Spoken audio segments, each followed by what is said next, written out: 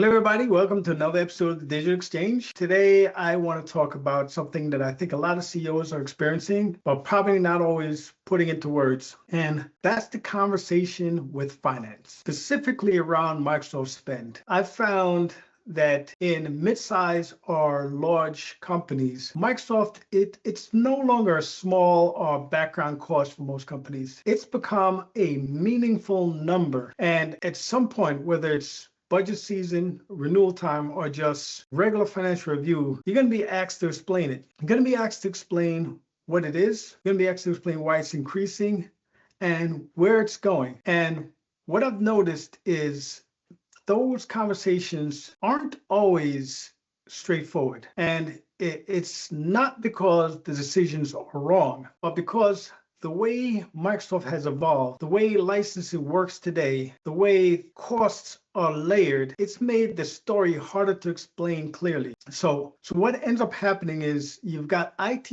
looking at it one way, finance looking at it another way, and there's a bit of a gap in the middle. So today, I just want to talk through that, where that disconnect actually comes from, why both sides are usually right, and why this conversation feels harder than it probably should. When you step back and you look at how this is structured, it actually makes sense. IT still owns the environment, the architect, the vendor relationships, but finance owns the budget, forecasting, the accountability to the company. And that separation works until it doesn't, because now Microsoft sits right in the middle, and technically enough that IT has to lead it, but it's large enough now that finance has to question it. So neither side has full ownership, but both are responsible. And that's where the tension starts to show up. If you look at this from the CIO side, you're making decisions on what the business needs, and that's security. That could be compliance. That's collaboration. That's scalability. And those are real requirements. You're not adding things on arbitrarily.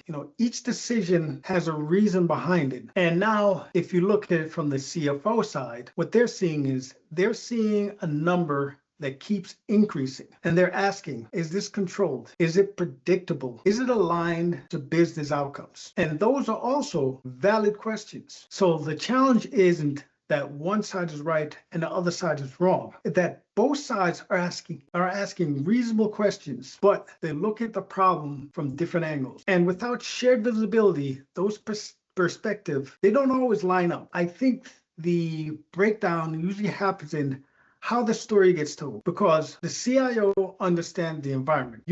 Why certain licenses were added. Why the security was expanded for the organization. Why new capabilities were introduced. But when you try to translate that into a financial narrative, now that's not always straightforward. It becomes, we needed this for security. Oh, we added this for productivity. Oh, what do you mean? We expanded here because of growth. All which are true, but from a finance perspective, they're looking for something more structured. They want to see cause and effect. They want to see trends over time. They want to see some level of predictability. And when that connection isn't clear, the conversation for them feels incomplete. Let me be clear now.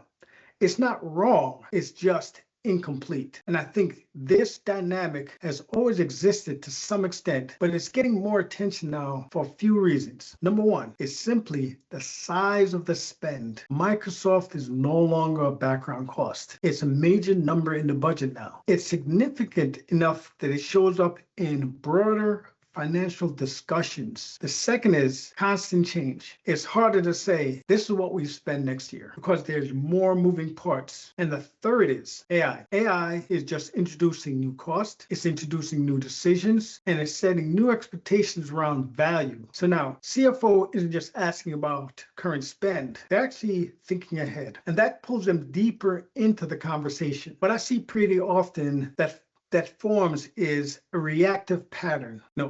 Things run as usual. Decisions get made throughout the year, but you know what happens? Then budget or renewal comes around, and then there's a big push to explain all at once what's happening. So what happens? So IT pulls together reports, usage data, summaries, and from that, and all those things they pull together, they try to build a narrative quickly. And again, it's not wrong, but it's compressed. So instead of having an ongoing shared understanding, You're trying to create clarity under time pressure. And that's where things start to feel harder than they really should be. In the environment where I've found that this works better, the difference isn't that they've eliminated complexity, it's that they've actually improved alignment. There's more shared understanding between IT and finance. It's not just at renewal time or crunch time, but it's throughout the whole year. So finance has a clear view of what's driving spend. The IT actually has a clear sense of how decisions are evaluated. And the conversation now shifts. The conversation is less about why is this number increasing and becomes more about, given where we're going, how should this evolve? It becomes forward-looking instead of reactive to what's happening in the organization. And that changes the tone completely in the conversation. So when you step back, I really don't think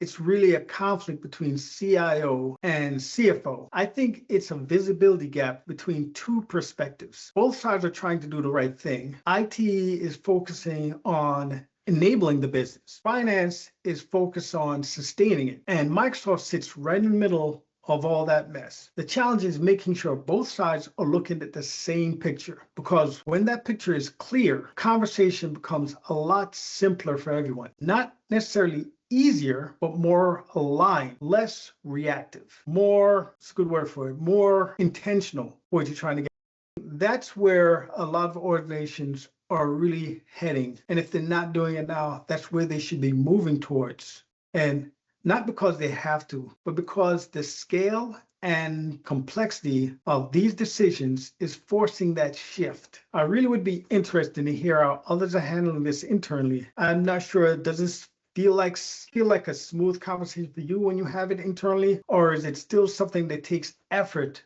to get everyone aligned? I really love to hear about feedback. Please give me your comments, and I'll talk to you at our next episode. Take care.